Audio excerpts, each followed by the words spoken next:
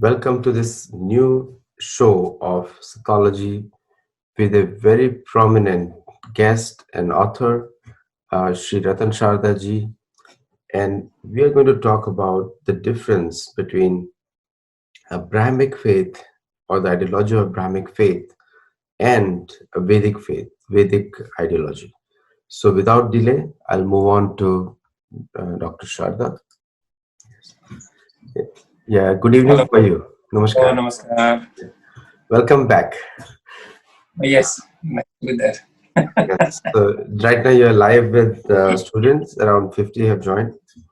So my question is, in the West, when we live in USA, for us, Vedic faith is a foreign faith, and Yes. and Abrahamic faith is a local faith. So Mhm. how, Unless you how go back to the Red Indian age, unless you go back to the very Native close American, to Hindu Dharmic way. yeah. No, actually, we all have gone to Native American reservations here. We studied their culture, and we found them very similar to a Hindu culture in many ways. Native Americans, but generally it's a Judeo-Christian background and people live in that area. So when you say that the difference, what is the main difference between the two? See, the biggest, very staring difference is that the Hindu and the entire Dharmic faith, including Native Indians and Africans, is that we are all inclusivist. That we believe everyone has a right to his own or her own truth, and they have to search their own ways, and it respects every other way of thinking. All of them have no concept of conversion as such. If you look at it, there is no sense of conversion because there is no sense of me being out of the fold. So Hmm. on one side is highly inclusive nature of the Hindu dharma or the Sanatan dharma. The other side is very exclusivist nature of Abrahamic faiths, which says that only my way is right, while we say your way too could be right and is right. They say only my way is right, and you either follow my way or you're a kafir or you're a fallen heathen. So if you are a heathen and a fallen person because you're born out of sin, we will have to you have to bring back to our religion to see that you actually get liberation. So for your good, you must convert. Well, in our case, in Dharmic, we don't see this. This is the biggest difference that we can think of. Other major difference is that we talk of one truth, one supreme being manifest in many ways. We see God in every form. We see the God in nature. We see the God in stones. We see the God in human beings, and we have concept of God which could be he or she or it. But in Abrahamic religion, you have to you would have only one God, the God or Allah, and every other God is false. And you have no other way but to worship the way that you are told. If you don't follow that way, then you cannot be a believer. Then you cannot gain liberation or what you call your own heaven in the sky. So these are major things we can talk of more. These are the two things that immediately bring attention. And because of this, the entire strife you see is that if you are not in my side, then you are against me. So you have to either be corrected or you have to be treated as secondary citizen. So this was done by the earlier Christian missionaries. Now the way has changed. They still convert, but not the way they did earlier time in native Indian cultures, quoting Bible, or in Islamic faith, where it's a very violent way, or you are treated as second-class citizen officially as per the diktat. So these are immediate things that that catch your attention. No, There are more we will talk on way. yeah. One of the things is, I have written a lot about them in my first book also, and I call them faith-based colonialists. And many of those people agree on that their faith, they were always faith inspired. Now, one of the things is as India is rising and India is reclaiming its heritage now from the world, and they do not want to be told what others think about them. So the many Native Americans, Incas, Aztecs, and Mayans, I've done a lot of work on them. They would like to reconnect with our culture in a big way because many of the items of faith. I'll tell you that this coming weekend, if it opens up, restrictions open up, then we are visiting a reservation close by. In the reservation, we are going to meet Native Americans here. Within California, also there is a small tribe. So uh, the similarity between the Vedic culture and Native Americans is too high. It cannot be coincidence. And even the looks, right from the looks to the way their faith structure is. So the Crusades or the colonial crusades or whatever you call it to civilize the Native Americans, that happened to break the back of these people. So there is a clash there. One is thinking in a different direction, another one is thinking in a different direction. So where does that difference come from? As I pointed out some of the features, one feature that you can also see that they are people of one book. The Torah of the source, then the Bible, then the Quran, they have the same story, they have the same storyline, and they are inspired by each other. In fact, Torah is the source of both the books. So this idea of having only one book, only one prophet, is typically Abrahamic. In Hindu or Dharmic faiths, including natives, there is no sense of only one book, only one prophet. So either you follow the prophet or you cannot follow. And other interesting thing is that they say the Christianity says you're born out of sin. Why you're born out of sin? Because Adam Eve sinned. They took the taste of apple and they fell to the earth. So it's a punishment. So because of that, entire humankind is becomes a child of sin. While in our faiths we celebrate life, we celebrate birth, we call him Right. Punyatma. We Correct. don't, which means a very sacred soul, pious Native soul. We Americans don't also call believe the same thing. Yeah. yes, because that's the faith. So we have 16 sanskaras. So every sanskar, right from child, the bearing of the child to cremation, there are different sanskaras to keep on reminding you your closeness to the God. So this supreme being is how you define, and we have n number of books. You can choose any book. You can choose any path. This openness and this acceptance of nature as the ultimate source of power. We worship sun, we worship various sources of nature, which also is done by all the native cultures.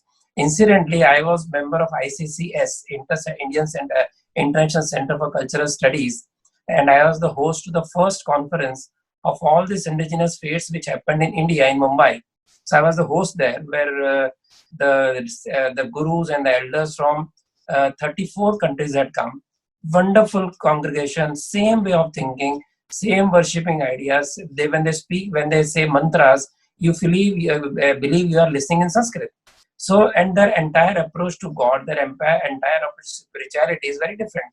And lastly, we have a sense of Atman, that body dies, Atma doesn't die, doesn't exist in Abrahamic faiths. So the body has to be preserved. Your soul is part of the body. So unless that is preserved, you will not be able to get the judgment on the judgment day, Qayamat ke din. So these are typically different ways of looking at life, and we are open to inquiry. You cannot inquire or raise questions against the book. So you had scientists being, sacrificed or persecuted, and you have even now you can't raise question to 7 days to create the world. You cannot. While we said in our time that the Brahmand is unknown, billions and billions of Brahmandas and universes, they keep moving away and keep together, and the Big Bang and how it will again regenerate. There is continuous cyclical time vis-a-vis the straight linear timeline, which again divides the two. And one of the big similarities is when you meet with them, and I think for the viewers, I can say that American native culture and South American native culture, they're all same tribes, different names of the tribes, but the culture is the same. And it has come it's well recorded in the history. American historians say that they came through Alaska. And there is a matching Indian story where Krishna tells Jarasandh, he says to Yudhishthir, he says, when he explains Jarasandh that Parshuram attacked, then the Kshatriyas moved to the east. It's Krishna saying directly, and some of them crossed over to the ocean. Krishna has explained that. Now coming to back to this point And of on this point of similarities, I was surprised. I just read an article some day back. The Mayan temples are so close. If you go to the Cambodian temple structure, which is built by Hindus, who the kings who went there, and the temples that you see in Mayan, they're so close. Even the way you pronounce your shlokas, whether Latvians or native Indians, they are so similar. they worship fire, and they say hua hua, which is similar to swaha swaha. So there is some closeness, more studies to be done, but inherently the pre-Islamic, pre-Christian cultures are very close to in thinking to each other because they are so close to nature and so close to universe. No, actually, I'll tell you my experience. I lived with a tribe in North America, and I Oh, participated in all the rituals and just trying to build a similarity and familiarity. So I lived with them. So they're my friends. They live in West Virginia great. and many parts, and so I lived with them for weeks. And I can tell you that I felt at home. I was warmly welcomed, and in fact, they respected me as their priest. So it was a good experience for me. Sometime I'll share. I'll give you, some incidents when this 2003 conference happened. Idea was to have the conference every 3 years outside in various parts of the world. But the other believers and other, all other philosophers would come. They said, no, India is the mothership.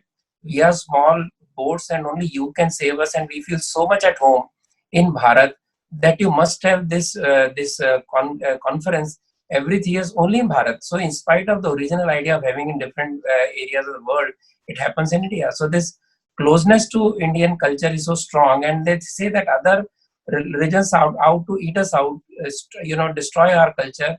You are the only one who will carry us along without destroying us. This is the deep faith that all other cultures have with Hindu culture. I think what has happened is the missionaries have called all of them as mythology.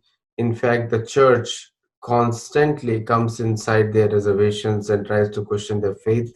It happens on a I, daily basis. Not yes, Aditya, I feel very sad and very bad when you call these people living reservations. I mean, it is so insulting, so sad. Tomorrow, the way India goes after secularism, tomorrow maybe Hindus will come in live in such reservations. It is utmost tragedy that the owners of the land should be living, preserved in a reservation. This is the worst kind of racism that is possible, and worst kind of treatment that reminds you again and again what is wrong with the Western civilization of owning up everything. no, if in Hindus don't act up, they will end up in a museum or a reservation. So Yeah, that's what in my book. Yeah. I wrote in one One article. more interesting difference, one very interesting difference which Osho said, the Abrahamic faith say that God created humankind in its own image, right? If God has created humankind in its own image, that must be good. There can't be any bad person because God is good. If that is true, Osho says, then how is it that Satan wins over God? I mean, if God said don't eat the fruit and Satan says eat the fruit and eat the fruit, so is it powerful than the God? So this story, and secondly, we say that human created God in its own image. So when I look at God in my own image, I may like a dancing Krishna, I may like a very somber Buddha, I may like a very powerful Hanuman. So God is an image that I want to see the way God is because God is actually shapeless. This such a uplifting thinking of Indian philosophy is it really tells you what is different between the two. No, according to them, the Adam and Eve landed in Sri Lanka and Ravan ate them up, looks like. So they have always been envious of the dharmic people. I said these are very serious issues if you think about that. No, these are serious issues. If you don't believe in the prophet, if you don't believe in the child of the God, son of the God, you cannot gain liberation.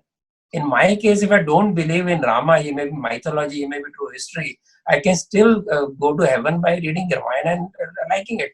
I may understand everything from Gita and pick up one quality and still gain moksha. I may believe that Krishna is a mythical figure or Krishna is not there. It doesn't make any difference in the message. So message is important, not the carrier. I don't need a middleman to reach where I want to reach. Yeah, it's in my new book coming up on karma. So shortly it'll be launched. All these things are explained there. But Ratan Shardaji, one last point, one last question, because I know you have to go for another session. So, so many Americans, it's a misconception or maybe propaganda. They think that Hindus are Satan or pagan. So, it's a common question, but I'll put it to you. Thank you. See, this comes from the inherent training that people who don't believe in one book and son of the god or prophet are basically on the other side. So you have to be a Satan, you have to be a heathen, not to believe in the God who was born just 1400 years back or 2000 years back, vis-a-vis our own idea of godhood or supreme being, which is 10,000 year old. As I said earlier, this idea of mapping us on the biblical scale itself is wrong. Because if there was no Christ 14 year and 2000 year back, where did the sinful souls go? I mean, there were sinful people before Jesus came, right? So where are those people who were born before Jesus? So what is the good news for them? So this illogical way of looking at Hindus is because that is the way they have been conditioned. So this conditioning of the mind, unless they come out of it, they will live that way. But as you see more and more people questioning the orthodoxy, they find themselves more close to Hindu thought, because very open-ended thought. So because we don't say somebody is Ethan or somebody is fallen, you may be Prabhu Premi. See, we don't say God fearing. We don't fear God because my God is not vindictive. I play with the God. I call him brother. I call him friend. I call Sakha to me, and friend and philosopher and guide and child. Everything. You see, mothers treating God as child. So for us, there is nothing sacrosanct that we have to treat the God in a way that is something somebody sitting in another heaven and trying to dictate us. He will punish us. No, we don't say that. Our karmas punish or reward us. God is only an observer. So this enlightening philosophy is something that West will slowly learn, and that is where the way is. Now people are laughing at my last question still. So I'll come back to the closing comments here because you have to go and also. So number one, all children are born divine, coming from his conversation, and the insecurity of one particular faith makes them judge other faiths. You'll never see a Hindu judging anyone else. Normally, Hindus respond, they're not judging anyone.